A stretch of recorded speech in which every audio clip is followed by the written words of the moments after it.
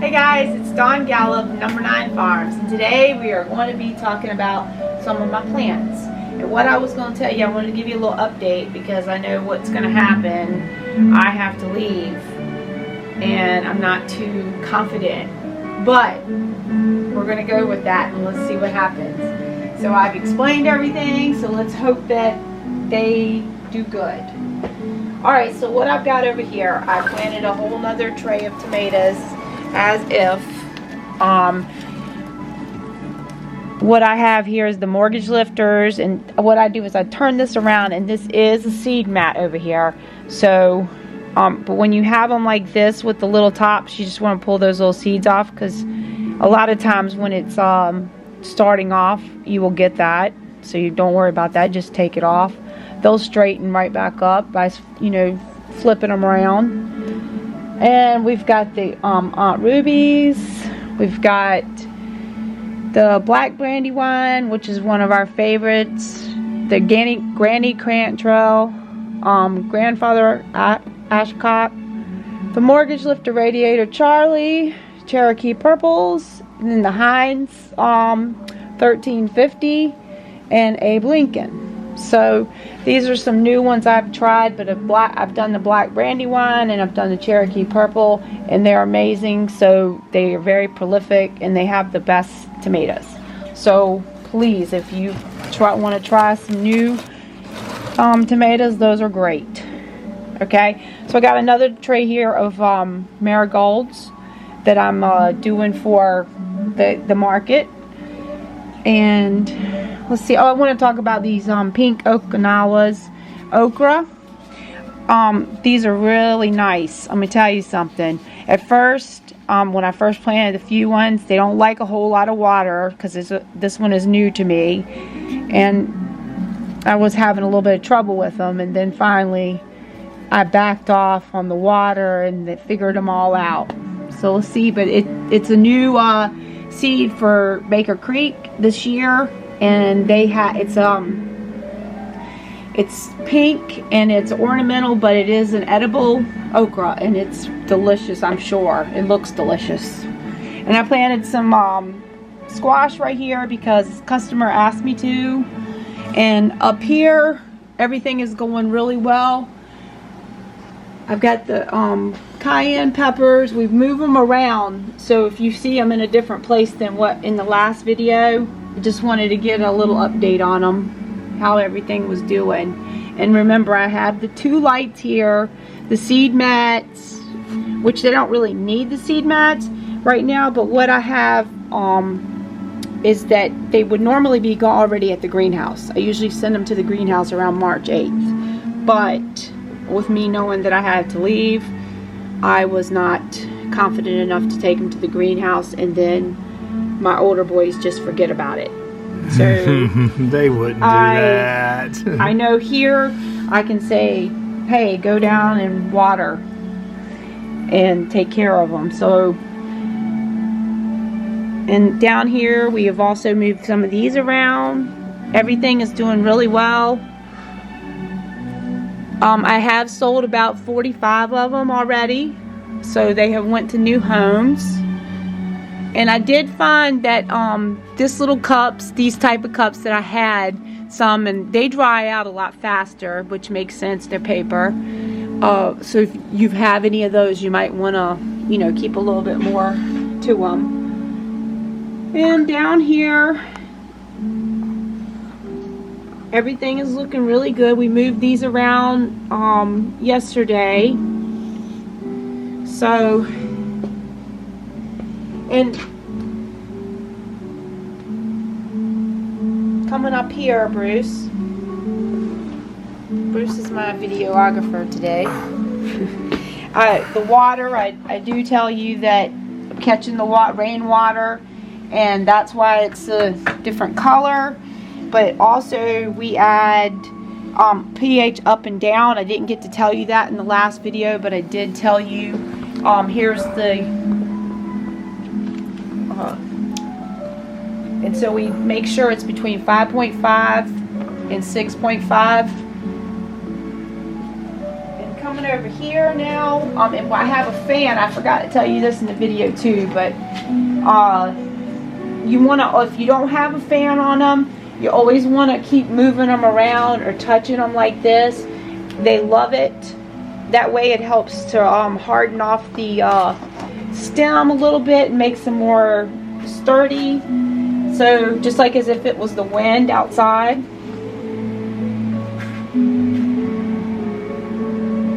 So what else can I say? Okay, so I planted some of the moringa trees this year, and I got those seeds from Baker Creek. First of all, I soaked them in water for like 2 days, and then I put them in a paper towel, covered them up in a bag, and about 2 days later they sprouted. So I went ahead and planted them. I have 3 and a couple more zucchinis and stuff back here for the customers that asked for them, and everything is doing good. And then this here I've got to plant outside. I still haven't done it because we've had a couple nights where it's still going down to like 33 and 34, so I didn't want to plant them outside. So over here, Bruce, well, you're forgetting about all your babies down here. All right. well, I just wanted to show what they were looking like right now. So well, all your little babies want their picture taken. okay. Okay, so here, let's show them your new baby. Okay, so this table, we had this, and Bruce fixed up the another light, and I had gotten some of these T5s, and they've got like a different color too, so that really looks nice over here because these are getting tall, but these will go in the high tunnel as soon as we get back, because it'll be pretty much right before Easter, and we usually start right in April in the high tunnel. So over here I have another light hooked up, and Bruce did some rigging up here. Engineering.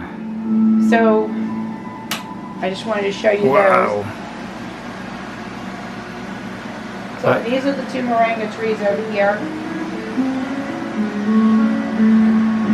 And I wanted to show you this too. Look at this. This is the little micro tom, and look at that sweet little thing. Because they don't get very big, so this is why they're so neat. And they can pretty much put those in a kitchen window. But I'm going to turn this off while we're in here because it is powerful.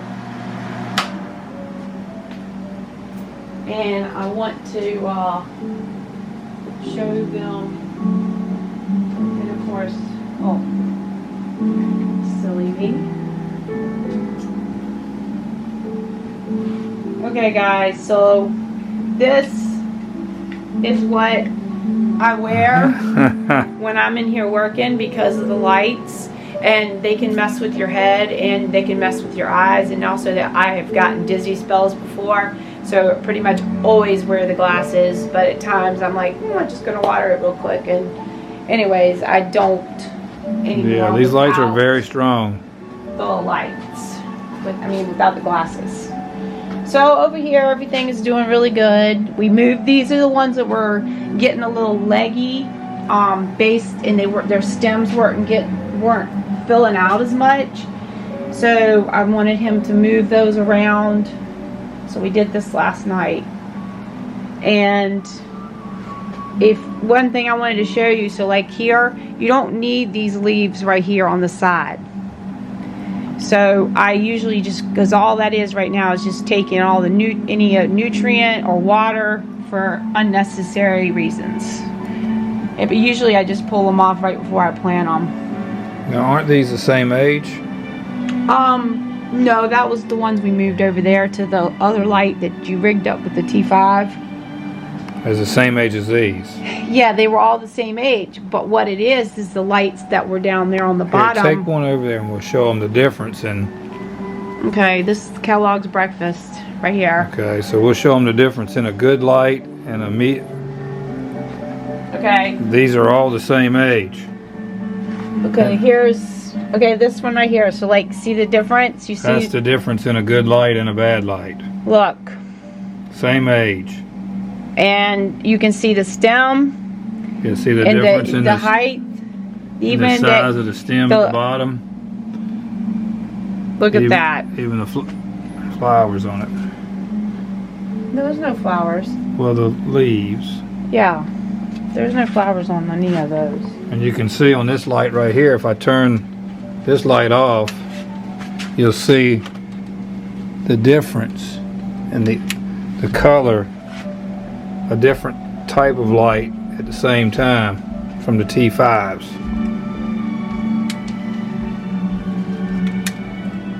Right? Oh, and then I'll show you these down here while we're in the tent.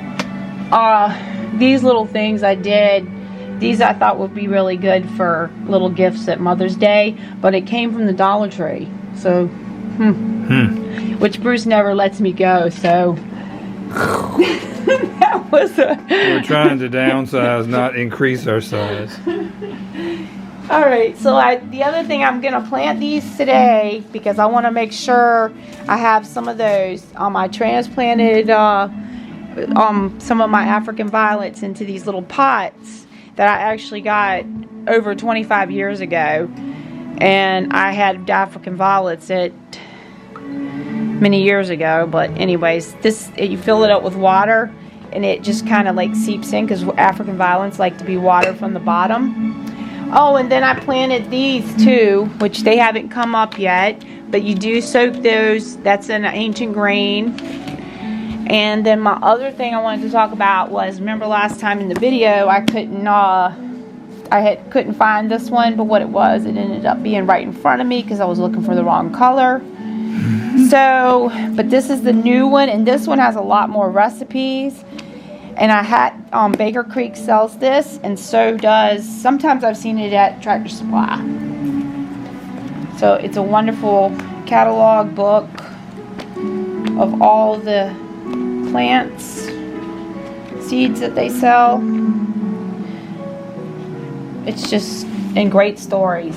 And then this is one I wanted to show you too, because this one really talks about a lot of the tomatoes. So if you don't have this one, and it's a good one too. I have many tomato books, but I've been doing this for so many years, and it's just one of my things. I love tomatoes. All right, guys. Well, I don't know. I think I pretty much covered it. This light. What was this light again? This is a G8. Yeah, that's a G8, and that's pretty It's expensive. LED. It's LED. It's got some multiple color lights in it. It's very powerful. You can turn it on now, but it's so powerful that it causes interference with the radio. So I don't know if you can see that, and one thing about the lights is you can grow these plants under the lights. So don't rush putting them outside, because they can go from the light to the sunlight, but they can't go from the sunlight back under the light. It doesn't work. We've already learned that lesson the hard way. So don't rush your plants outside, especially when you're going out of town, right? Yeah, definitely not. So anyways, that's really all I had to tell you guys. I just wanted to give you a little update on everything, and I think everything is going well. All right. Peace out.